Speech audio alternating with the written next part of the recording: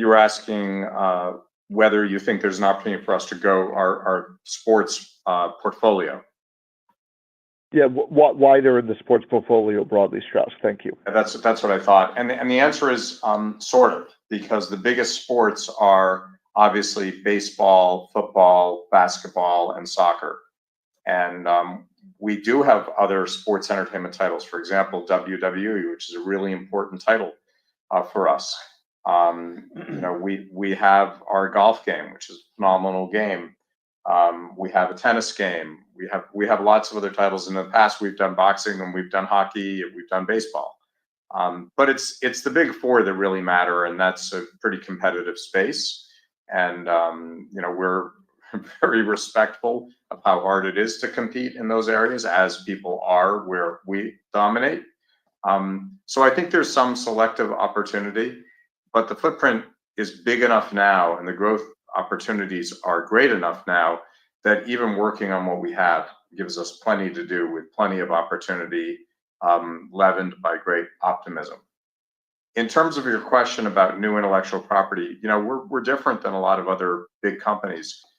It's tempting for a big company to rest on its laurels. We have a lot of intellectual property. We know that if we put out a sequel, it's a lower risk proposition than new intellectual property. But everything degrades, and even though most of our franchise sequels tend to do better than the prior release, and we're really proud of that because that's not standard for the industry. The truth is, there is this thing called decay and entropy, and it's a feature of physics and human life and everything that exists on Earth. And so ultimately, everything does decay, including hit titles. So if we're not trying new things and making new intellectual property, to say that we're resting on our laurels really understates it. We're really running the risk of burning the furniture to heat the house, and that doesn't end well.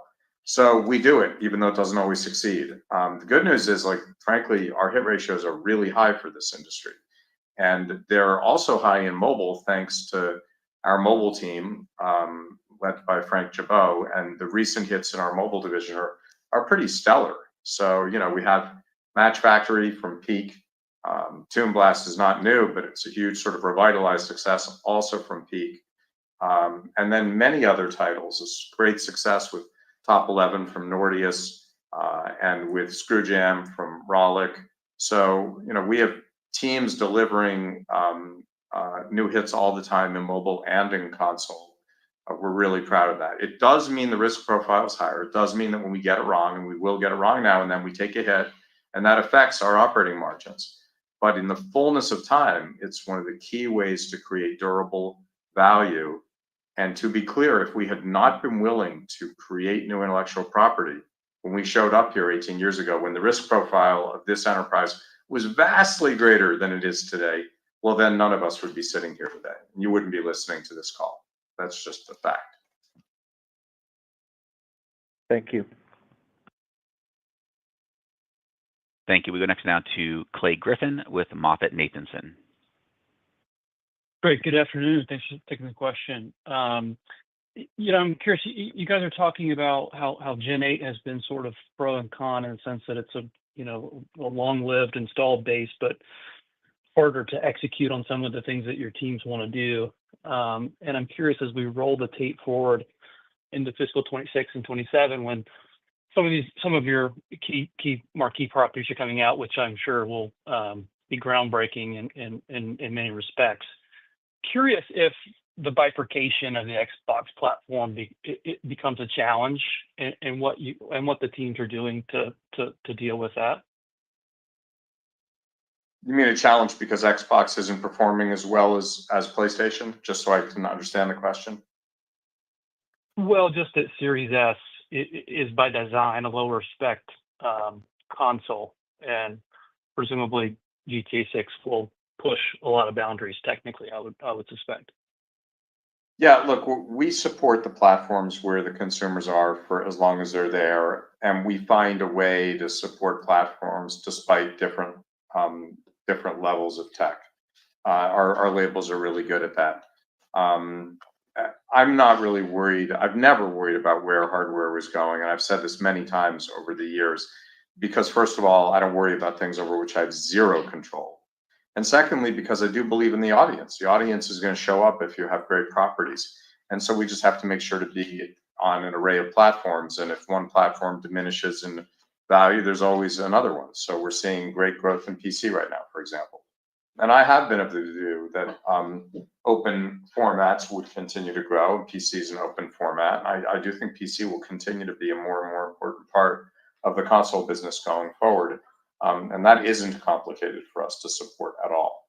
So the bottom line is we are selective about which platforms we support. We make the tech work when we can make it work, as long as the audience is big enough to make that worthwhile.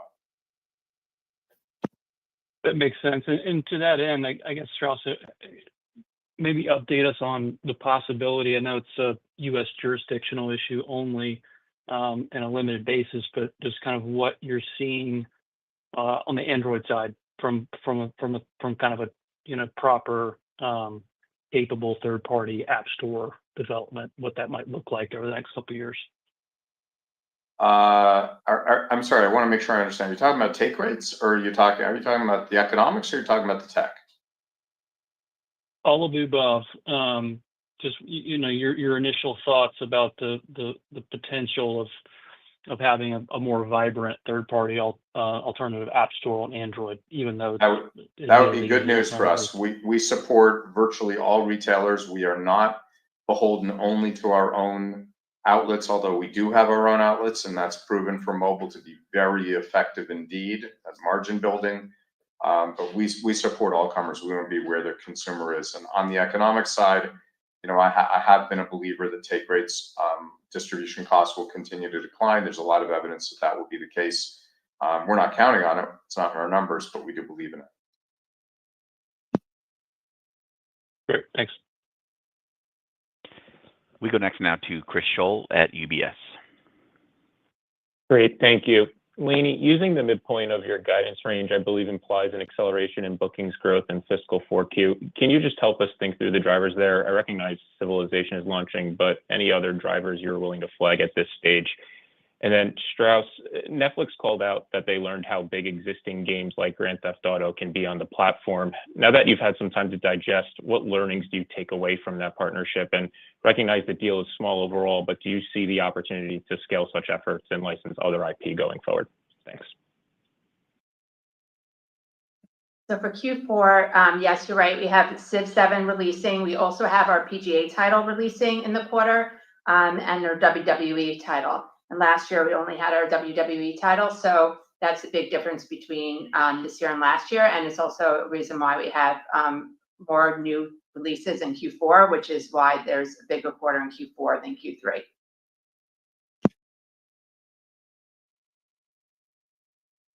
Sorry, what was the second question? If you don't mind repeating the second question.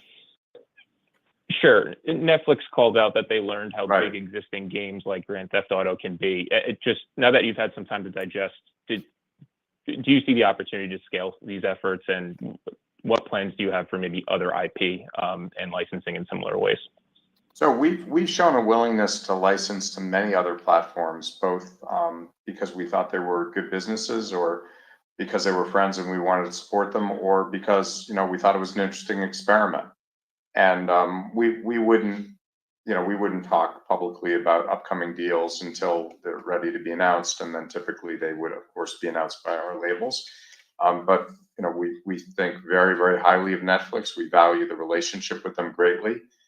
I think it is pretty important for them to offer a robust array of audiovisual entertainment to their subscribers, and that by definition has to include interactive entertainment. And we think, we have the best collection of owned intellectual property in the business. So no surprise that we're in business with them. We hope to do more business with them. Hey, great. Thank you very much. Thank you. And seeing as there's no further questions at this time, Mr. Zelnick, I'd like to turn things back to you, sir, for any closing comments. I want to thank our creative colleagues at our labels who make the hits that we have the great pleasure of talking about in meetings like this. I want to thank all of our publishing folks who do a great job at marketing, our distribution team, which is unparalleled, and of course, our corporate team who's represented, who's represented here today. We're thrilled with our results, but we know that this is just the beginning of an amazing few years ahead of us, and we're excited to be able to share that news with you today. Thank you for joining us. Thanks for your support, and happy holidays. And it's early, but a happy new year to all. We'll talk after the new year. Thank you, Mr. Zelnick. Again, ladies and gentlemen, that will conclude today's Take-Two Interactive second quarter fiscal year 2025 earnings call. Again, thanks so much for joining us, everyone, and we wish you all a great day. Goodbye.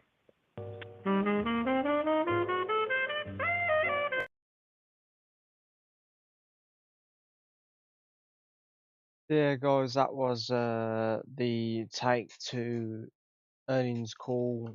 Didn't really get to see all the call, to be honest, but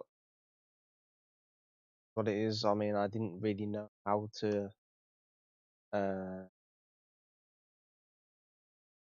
put it on, but it is what it is, and got to see, but we got to hear some of it. But yeah, if you did like this live stream, don't forget to smash that like button and also subscribe to the channel if you haven't already. And I'll be back hopefully in about a week's time with hopefully another video or a live stream. But without further ado,